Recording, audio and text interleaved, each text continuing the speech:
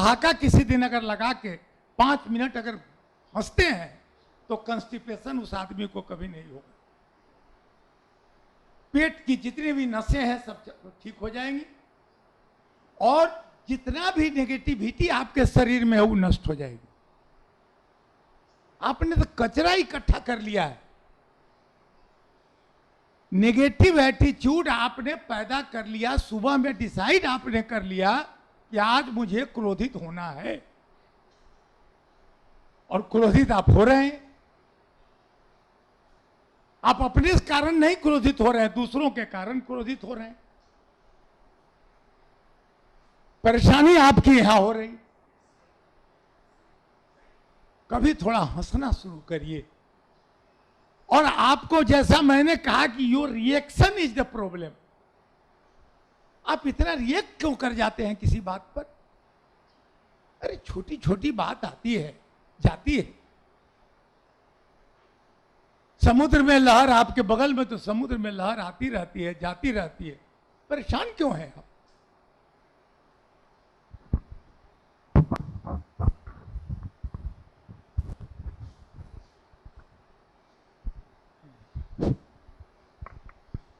केवल परेशानी यह है कि आप प्रत्येक समस्या को सड़क पर से कलेक्ट करके आपने अपने ऊपर स्थापित कर लिया है। अरे कितना कीमती जीवन है आपका। एक एक पल को जीने का प्रयास करें आप। लेकिन आज जब तक आप एक ही बात आपको करनी पड़ेगी कि आपको सुबह का 1 घंटा समय आत्मचिंतन में करना पड़ेगा। कमरे बंद करिए, उस समय कोई प्रॉब्लम पर बात न करें आप। कोई पत्नी से बात नहीं हो, पिता से बात नहीं हो, भाई से बात नहीं हो। 1 घंटा अपने लिए जिए आप कभी कल्पना करें किसके लिए जी रहे हैं, किसके लिए इतना काम कर रहे हैं। जिससे पूछेंगे, प्रत्येक माता पिता यही कहता है कि मैं इसलिए काम कर रहा हूं कि बच्चों के लिए थोड़ा दाल रोटी का इंतजाम तो हो जाए, कुछ पैसे तो हो जाए। ये बड़ी अच्छी बात है, आपको करना चाहिए। क्योंकि जिन बच्चों को आपने पैदा किया है उनके लिए भी केयर करना आपका धर्म है। लेकिन एक बात बताइए, आपने अपने बच्चों के लिए खूब पैसा कमा दिया, आपने मकान बना दिया, गाड़ी खरीद ली, 10-20 करोड़ रुपया आपने बैंक में जमा कर दिया। अब अंदाज करिए अब बच्चा क्या करेगा। आपने बच्चे को तो अपाहिज बना दिया, पैरालाइज कर दिया। अब तो उसके दिमाग में बात बैठ गई कि हमारे माता पिता ने इतना धन छोड़ा है, मुझे कोई काम करने की जरूरत नहीं। आपने जीवन भर 1-1 रुपया इकट्ठा किया, स्वयं नहीं खाया, कभी घूमने नहीं गए, कभी सिनेमा नहीं गए, कभी मनोरंजन नहीं किया, कुछ काम नहीं किया और सारा इकट्ठा करके रख गए। बच्चों को आपने अपाहिज बना दिया, मकान बना दिया। अब मकान को कैसे बनाएगा वो बच्चा? आपने गाड़ी खरीद दी, गाड़ी की जरूरत तो अब उसको नहीं होगी, गाड़ी तो है, वह क्या करेगा? नहीं, ये बात गलत है। अभी इंग्लैंड अमेरिका के बात मैं सुनता हूं, वहां लोग करते हैं कि शादी विवाह के पहले ही जब बच्चे को पढ़ा लिखा के लोग घर से बाहर कर देते, जाओ अपनी दुनिया बसाओ। लेकिन आप क्या कर रहे हैं? अपना जीवन आपने बर्बाद तो कर लिया ना, और साथ साथ अपने बच्चों को भी आपने बर्बाद कर दिया। हंसना शुरू करिए, थोड़ा आनंदित रहना शुरू करिए, अपने को इतना डिग्निफाइड महसूस करें। स्वामी विवेकानंद कहते थे कि तुम तो आनंद हो। जो व्यक्ति रोता रहता है,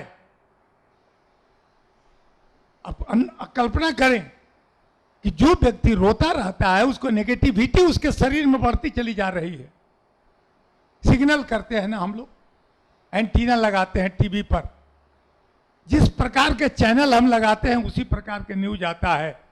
आस्था लगावे या न्यूज चैनल लगावे, तो आप यू हैव डिसाइडेड कि हमको आज यह चैनल देखना है, आपको आज दुखी होना है, यू हैव डिसाइडेड। कल्पना करें कि मुझे आज दुखी नहीं होना है, हर हालत में मैं खुश रहूंगा, देखिएगा कितनी एनर्जी आ जाएगी आपके शरीर में। और एक और निवेदन मैं करना चाहता हूं, अगर आप बुजुर्ग हैं तो कोई व्यक्ति, दो शब्द पर मेरा विरोध हमेशा रहता है, किसी व्यक्ति को रिटायर्ड मत कहिए। रिटायर कहते ही उस व्यक्ति की जीवनी शक्ति कम होने लगती है। अरे रिटायर क्या हुआ, सरकारी सर्विस से 60 साल काम किया, अब यह सेवा समाप्त, अब दूसरी सेवा शुरू, अब आनंद का जीवन। हमारे देश में लोग कहते थे कि 60 वर्ष के बाद जवानी आती है शरीर में। एक तो यह किसी को नहीं कहें कि आप रिटायर कर गए, आप बुजुर्ग हो गए, आप अब चलने वाले हैं, आप देखेंगे कि वह व्यक्ति नेगेटिविटी का शिकार बन जाएगा। ऐसी बात किसी को मत कहें और अपने में ऐसा विट पैदा करें, थोड़ा हंस, कोई ऐसी बात करें। कई टीचर्स को मैं देखता हूं, जब क्लास में जाते हैं तो लड़के इतने स्वागत करते हैं उनके, हंसते हुए टीचर प्रवेश करता है क्लास में और एक वातावरण बना देता है। कुछ लोग होते हैं जी इतना डिप्रेशन पैदा कर देते हैं क्लास में। अरे आर्मी का कैंप नहीं है क्लासरूम, हिलो मत, ए क्या कर रहे हो, क्या हो रहा है। जब आपको मैं कह दूं कि आप इतना आराम से आप बैठे हुए हैं, बातचीत हो रही है, मैं जो बोल रहा हूं आप सुन रहे हैं, अगर आपको मैं कुछ सीधा बैठे रहिए, हिलिए मत, एक इधर उधर क्यों देख रहे हैं, आप हमेशा अपने शरीर को टाइट करके रखेंगे, आर्मी में जैसे होता है, आप समझेंगे कैसे। रविन्द्रनाथ टैगोर, विश्व गुरु रविन्द्रनाथ टैगोर, उन्होंने शांति निकेतन की स्थापना की। उस कवि आदमी को कौन विद्यार्थी दे पढ़ाने के लिए, 5 विद्यार्थी किसी तरह उनको मिला, 5 विद्यार्थी को पढ़ाने लगे। एक दिन जो क्रांतिकारी हमारे थे भाई परमानंद, अपने बच्चों से मिलने गए। रविन्द्रनाथ टैगोर आम के वृक्ष के नीचे बैठे हुए थे, 5 लड़कों को पढ़ा रहे थे। 5 लड़के में 3 लड़का पेड़ के ऊपर बैठा हुआ था और 2 लड़के नीचे बैठे हुए, और रवि बाबू पढ़ा रहे थे। देखिए कल्पना करिए, भाई परमानंद ने उनसे पूछा कि क्या कर रहे हो जी, मैं जानता था कि तुम बच्चों को बर्बाद कर दोगे, पेड़ पर बैठा हुआ है। रवि बाबू ने यही कहा था कि मैं उस समय से बड़ा चिंता में हूं, ये 2 बच्चे अभी तक नीचे क्यों कैसे बैठे हुए हैं, इनको भी जंप करके ऊपर चला जाना चाहिए। इसको कहते हैं जो शिक्षा दी जाती है। मैं अभी आपसे पढ़ा रहा हूं, 4 चीज ध्यान रखेंगे आप। हमारे मस्तिष्क में एक रिसेप्टिव सेल्स है। क्लास में जब हम जाते हैं पढ़ाने के लिए तो हम बच्चों को कहते सावधान, मतलब कि आप अलर्ट हो जाए, मैं कुछ बोलने वाला हूं। आप क्या करेंगे, आपके रिसेप्टिव सेल्स खुल जाएंगे। यह मस्तिष्क में, आपके मस्तिष्क में, ब्रेन में 11 अरब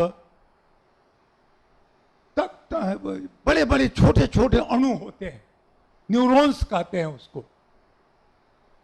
यह तमाम मुंह ऊपर करके बैठे हुए रहते हैं। जहां आप रखते हैं मैटर, कोई जाता है तो रिसीव करता। आपका ध्यान अगर उधर चला गया तो आप रिसीव नहीं कर सकेंगे।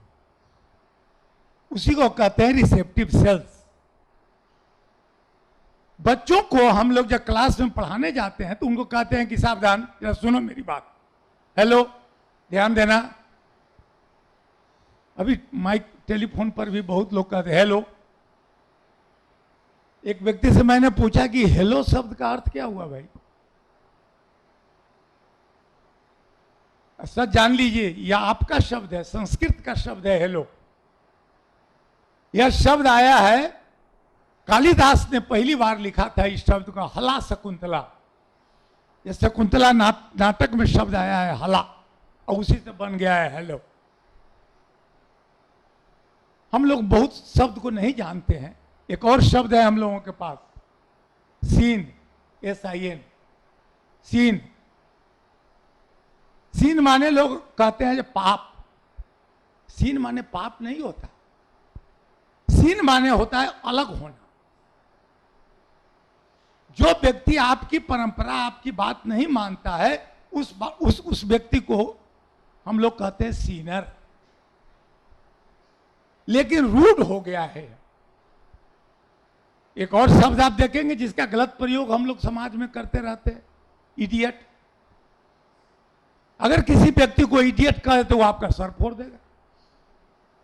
लेकिन इडियट माने देखिए क्या हो रहा है। यह ग्रीक शब्द है, मूल शब्द है इडियोटिका, जिसका अर्थ होता है कि वह व्यक्ति जो अपना रास्ता अलग बनाकर चलता हो, अंधविश्वासी नहीं है, आंख बंद करके नहीं चलता है वो। और मैं आपको भी कहना चाहता हूं, किसी की भी बात हो, आंख बंद करके मत मानिएगा। एक शब्द मैंने लिखा कि बड़ों का अनुकरण नहीं, उनका नेतृत्व करो। तमाम लोग अपने बच्चों को कहते हैं कि महापुरुषों का अनुकरण करो, उनके स्टेप्स पर चलो। मैं कहता हूं नहीं, तुम्हारा काम अनुकरण करना नहीं है, तुम डुप्लीकेट नहीं हो, तुम्हारा अपना अलग एग्जिस्टेंस है। तुम्हें अपना इतिहास स्वयं बनाना है, आप अपने बच्चों को, और आप अपने लिए भी करें। सुबह में 5 मिनट एप्रिशिएट योरसेल्फ। प्रतिदिन आप अपने लिए थोड़ा सा 5 मिनट परिश्रम करें। मैं युवा हूं, मैं जवान हूं, मैं स्वस्थ हूं, मैं कितना सुंदर हूं, मैं बहुत ही अच्छा हूं, मैं तंदुरुस्त हूं। आप प्रतिदिन करें, तमाम ऊर्जा क्षेत्र आपके चारों तरफ बनने लगेगा, और वैसा ही आप बनते चले जाएंगे। मैं नहीं कह रहा हूं, हमारे माननीय भाई सांसद साहब यहां बैठे हुए हैं, ये तो विद्वानों की नगरी है। और विज्ञान में वेगनर ने कहा था, जिसे नोबेल प्राइज मिला, उन्होंने कहा कि विचार से पदार्थ को भी हटाया जा सकता है। तो जब वैसा विचार आप करेंगे तो आपके भी भीतर जो एलिमेंट्स है वह भी डेवलप करना शुरू करेंगे। मनुष्य मरता क्यों है जी? मैंने एक किताब लिखी, जब मनुष्य मरना क्यों चाहता है। प्रत्येक व्यक्ति, एवरीबॉडी ट्राइंग टू डाई। आप बहुत कोशिश कर रहे हैं मरने के लिए। फिर आप पूछेंगे कि नहीं, ऐसी बात तो नहीं है। ऐसी ही बात है। आप दिन भर में 10 बार मरते हैं। ट्रक आ रहा है, कहीं पिच न दे, हवाई जहाज कहीं गिर न जाए। जो शेक्सपियर कहा, cowards die many times but brave once. Appreciate your good merits. प्रतिदिन आप अपनी प्रशंसा करें, आप देखेंगे कि धीरे धीरे फिर आपकी जवानी लौटना शुरू हो जाएगी। कई लोग आकर मुझसे भी पूछते हैं, जी महाराज जी इतना आप कैसे मेंटेन करते हैं? मैंने 76 साल का तो हो गया हूं, और पता नहीं परमात्मा कब तक मुझे रखेगा। और आपको भी मैं कहना चाहता हूं कि आपको सेंचुरी बनाना है, उसके पहले अगर आप जाते हैं तो ईश्वर के सामने, परमात्मा के सामने धोखा देंगे आप, ब्रीच ऑफ एग्रीमेंट हो जाएगा। क्योंकि मैं नहीं कह रहा, आपके पुराण वेद में लिखा है, कुर्वण्य वेह कर्वाणी जिजी विषेत सतम समा। 100 वर्षों तक जीने का आपने एग्रीमेंट किया है परमात्मा से। एक व्यक्ति था, तो उसने बड़ी तपस्या की। भगवान आए सामने, कहा कि बेटा वरदान मांग। तो उसने कहा कि भगवान एक ही एग्रीमेंट मैं आपसे करना चाहता हूं कि जब मुझे जाना हो तो कुछ दिन 6 महीना पहले मुझे सूचित कर दीजिएगा कि अब तुम्हारा टाइम आ गया। भगवान ने कहा कि कर दूंगा, कर दूंगा। बहुत दिन के बाद एक दिन संजोग ऐसा हुआ कि वह व्यक्ति चल दिया, ऊपर गया, बड़ा क्रोध में था। कहा कि एक तो हमारे देश भारत में इस तरह न्याय अत्याचार होता है, ब्रीच ऑफ एग्रीमेंट होता है, आपने भी धोखा दिया भगवान।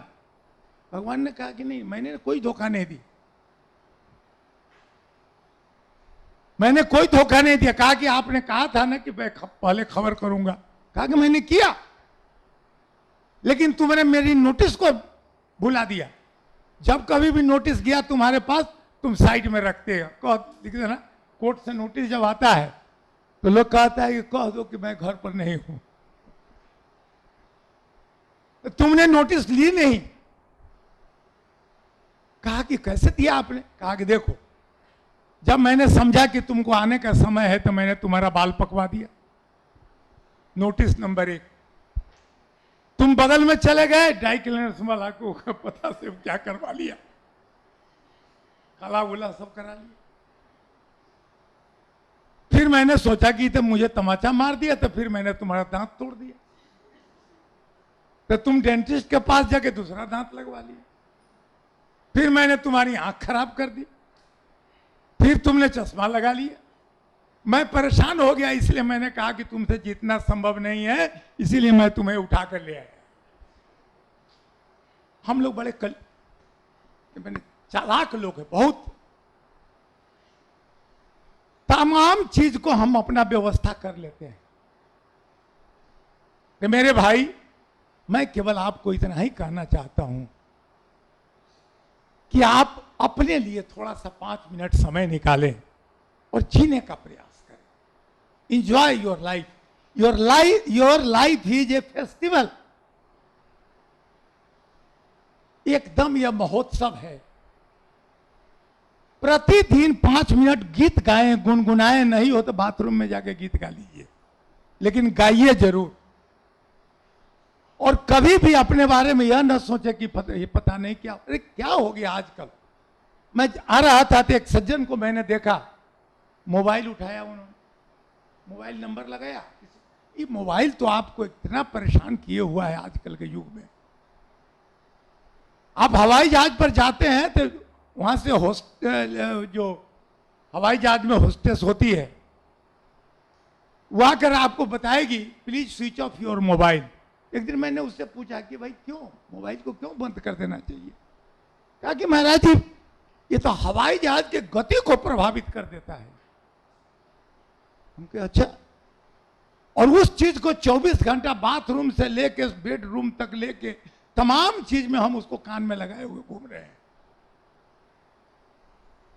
हम कितना अपना नुकसान कर रहे हैं।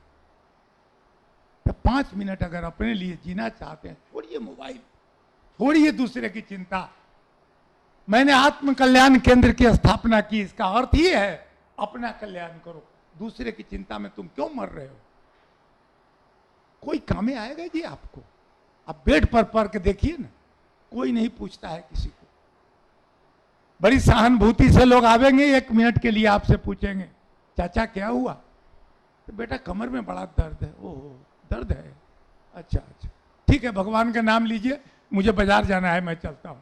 अरे तुमको पोस पाल के बड़ा किया था मैंने, अब जब मैं ट्रबल में हूं तो कहते हो कि मैं बाजार जा रहा हूं। बैठो ना। तो नहीं, फुर्सत नहीं, किसी को फुर्सत नहीं है। हम नकली चेहरा लेके बाजार में घूम रहे हैं। मैंने एक सुना, एक सज्जन थे, एक व्यक्ति की पत्नी बड़ी बीमार पड़ गई, बड़ी बीमार पड़ी, पत्नी बेचारी परेशान थी। अब बहुत अंतिम स्थिति होती चली जा रही थी। पति बेचारा सिरहाने में बैठकर रो रहा था।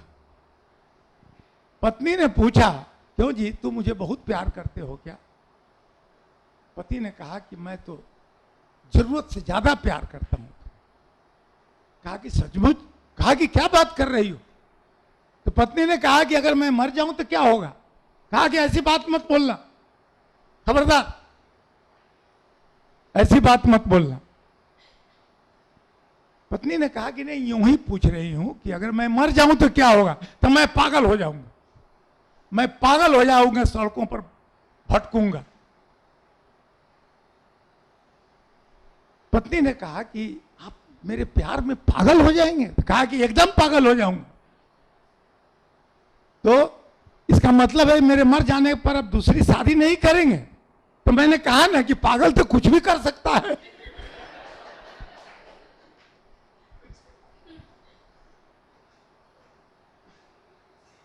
और एक सज्जन के बारे में मैंने यही सुना था, और जो उनकी एक दिन मेला में घूमने गए दोनों, और घूमते घूमते पत्नी पूछ रही थी, ये जी अगर मैं मेला में गुम हो जाऊं तो आप क्या करेंगे?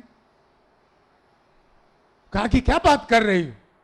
कि नहीं, यूं ही मैं पूछ रही हूं कि आप मेला में गुम हो जाऊं तो आप क्या करेंगे? तो मैं तो यही कहूंगा, दुआ दूंगा तुमके कि जहां हो वहीं खुश रहना। यह जीवन है हम लोगों का। नकली धागे में हम लोग बंधे हुए हैं।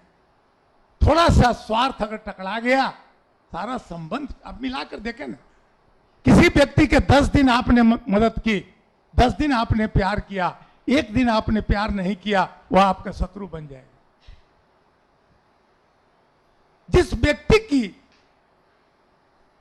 आपने कभी सहायता नहीं की, कोई परिचय आपका नहीं था, वह व्यक्ति आपको कुछ नहीं बिगड़ेगा।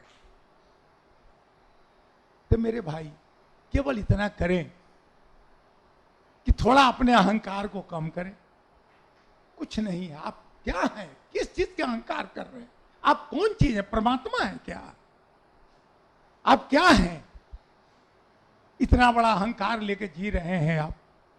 थोड़ा सा अपने लिए जीने की कोशिश करें। थोड़ा मुस्कुराएं, थोड़ा गीत गाएं, थोड़ा आपस में बैठकर रोटी खाएं। आज तमाम परिवारों में देख रहे हैं कि बंटवारा होता चला जा रहा है, छोटा छोटा छोटा छोटा होता जा रहा है।